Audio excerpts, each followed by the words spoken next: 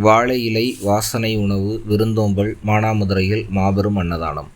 சிவகங்கை மாவட்டம் மானாமதுரை அருகே உள்ள மதுரை ராமேஸ்வரம் தேசிய நெடுஞ்சாலையில் அமைந்துள்ள ஸ்ரீ தர்மமுனீஸ்வரர் கோவிலில் ஆண்டுதோறும் ஆவணி மாதம் முதல் வெள்ளிக்கிழமையில் நடைபெறும் விசேஷமான கிடாய் வெட்டி அன்னதானம் இந்த ஆண்டும் பக்தி பெருவிழாவாக கோலாகலமாக நடைபெற்றது.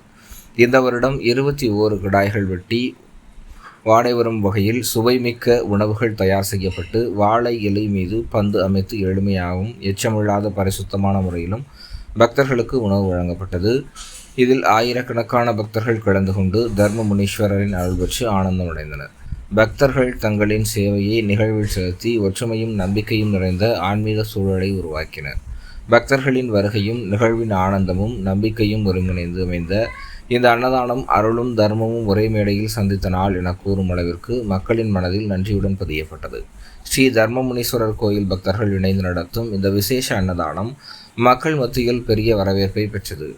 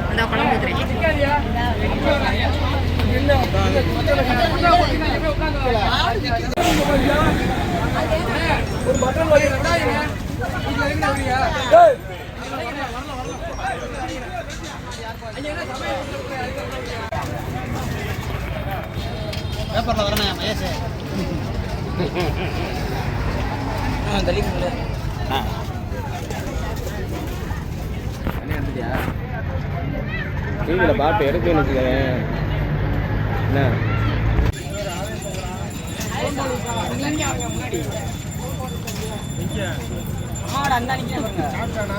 சாப்பிட இனிமேல் இப்பதான் ஆரம்பிச்சுருவாங்க பள்ளிக்கூடம். ஏன் சும்மா